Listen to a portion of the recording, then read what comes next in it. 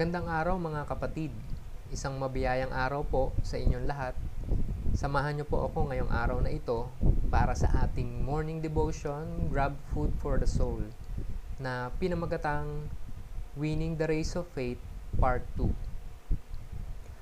Ang batayang talata po natin sa araw na ito ay mula po sa aklat ng Hebreo, chapter 12, verse 1 hanggang 3.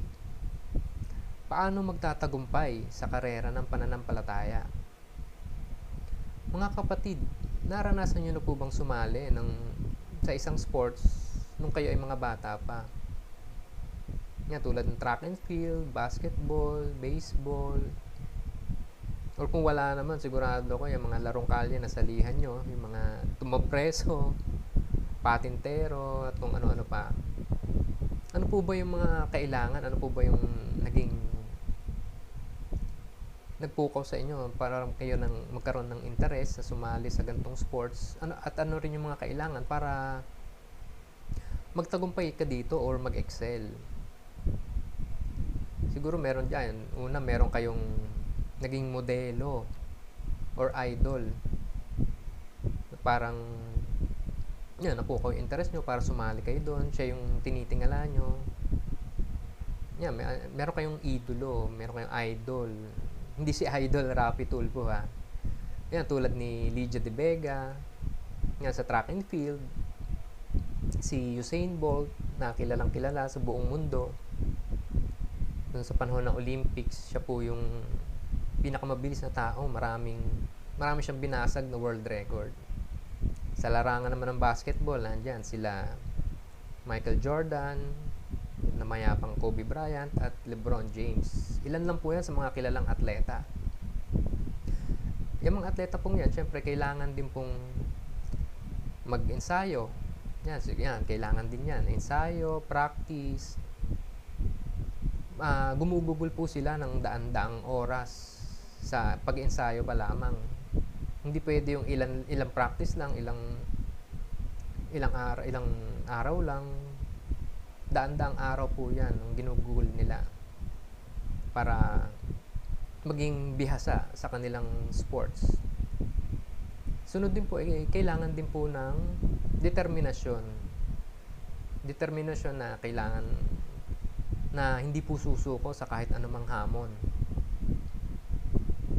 Hindi yung natalo lang, susuko na, nandun yun, yung patuloy ang laban lang, ganun sabi nga nila. At kailangan din po yung disiplina, syempre. Yan, tulad niyan ng sapat na tulog, kaya kailangan po ng atleta yan. Balanced diet, hindi pwedeng sobra, balance lang, at tubig para hindi po ma-dehydrate. Ito po, yun po, yung mga atleta, yan, kailangan po lahat yan. Ganon din po pala para sa ating mga Kristiyano. Kailangan po nitong mga to para magtagumpay sa karera ng pananampalataya. Ano po itong mga to? Uno po, yan, tularan si Jesus bilang modelo ng pananampalataya. Sa karera ng pananampalataya, kailangan nakatutok ang ating paningin kay Jesus bilang modelo ng pananampalataya. Yan, sa panahon po ngayon, maraming distractions. Yan, na nakukuha yung atensyon natin. Yan, maraming distractions upang pabagalin ang ating takbo o iligaw tayo ng tuluyan. Nawawala na yung focus natin dahil sa mga to.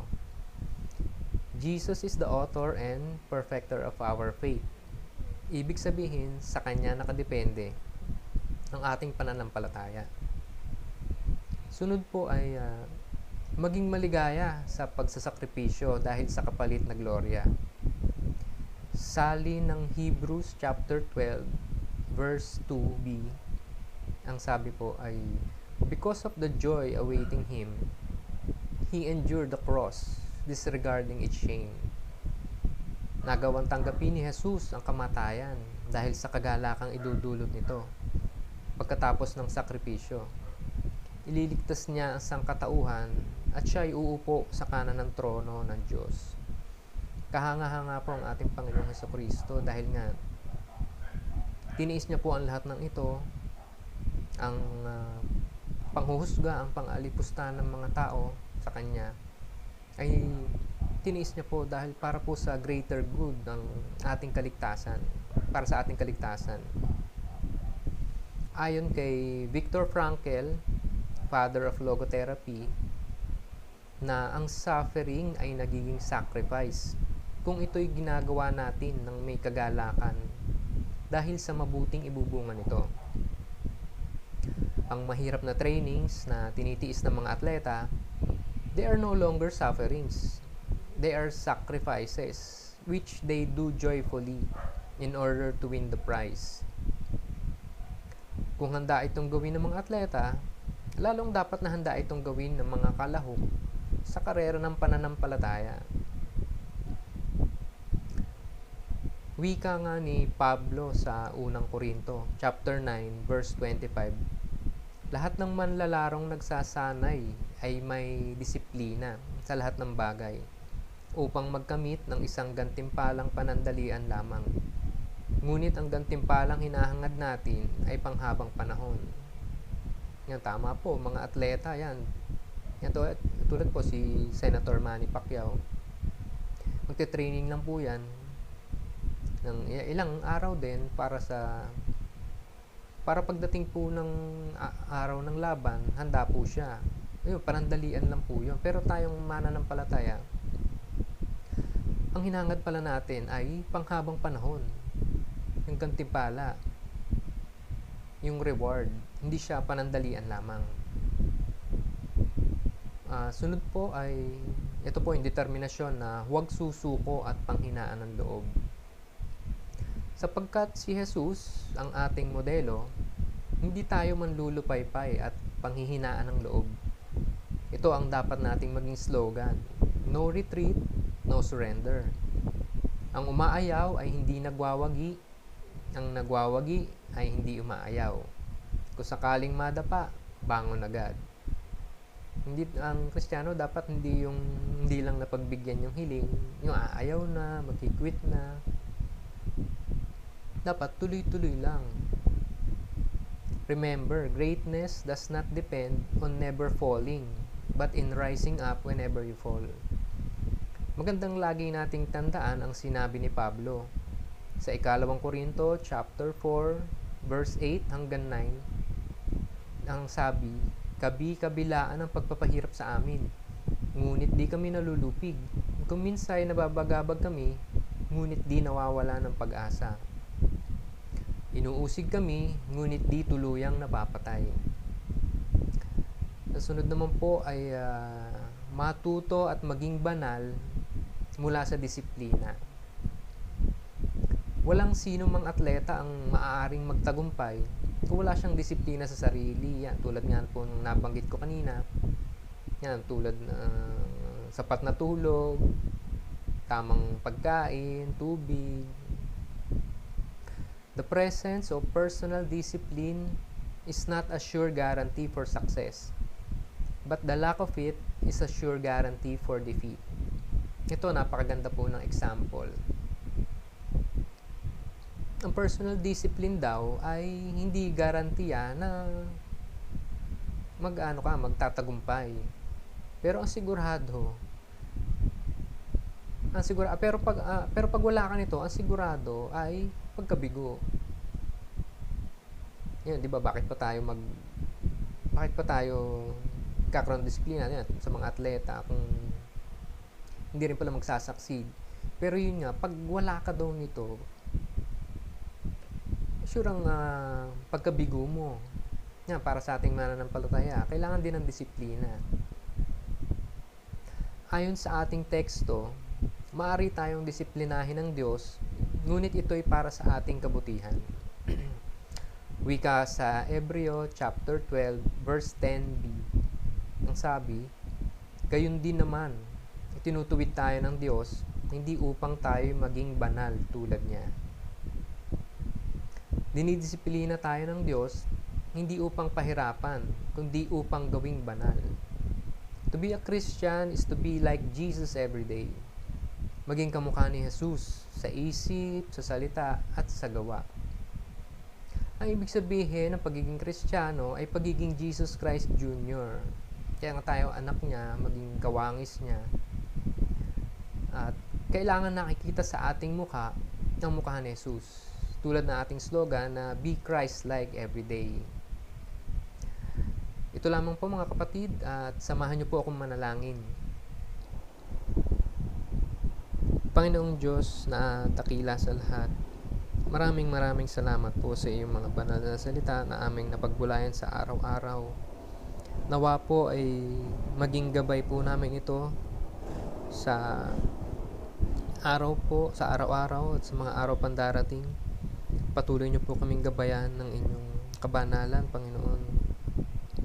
Panginoon, maraming salamat po sa mga biyaya na aming natanggap mula sa iyo at sa mga matatanggap pa, Panginoon.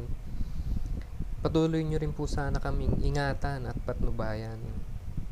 Panginoon, nilalapit ko po sa inyo ang aming mga kapatid na mag-aaral na patuloy niyo po silang bigyan ng katalinuhan at tamang decision making po sa kanilang klase, sa kanilang pag-aaral. Ganun din po ang aming mga kapatid na naghahanap buhay at may mga negosyo. Patuloy nyo po silang gabayan sa kanilang sa bawat larangan po, patuloy nyo po silang bigyan ng katagumpayan at determinasyon sa kanila pong mga karera, Panginoon. Panginoon, inilalapit ko rin po sa inyo ang aming mga kapatiran na sa kasalukuyan po ay dumaranas po ng karamdaman. Panginoon, hinihiling ko po sa inyo ang inyong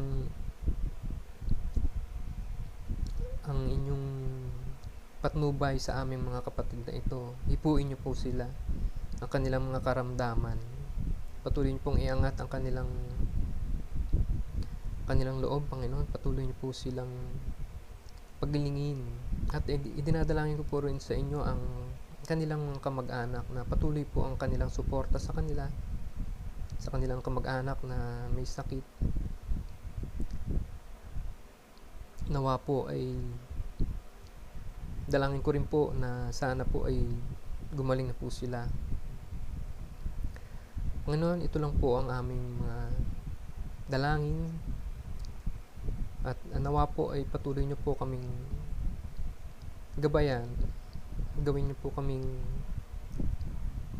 kami po ay inyong banalin at maging karapat-dapat sa inyong mga pagpapala at patnubay, Panginoon. Ito lang po ang aming samot dalangin sa pangalan ni Jesus. Amen. Maraming salamat po mga kapatid sa inyong pagsama sa ating Grab Food for the Soul. At friendly reminder po, be Christ-like every day sa inyong community, yan, sa bahay po, sa workplace, sa school. Maraming salamat po kapatid. Hanggang sa muli po. Stay safe po and God bless.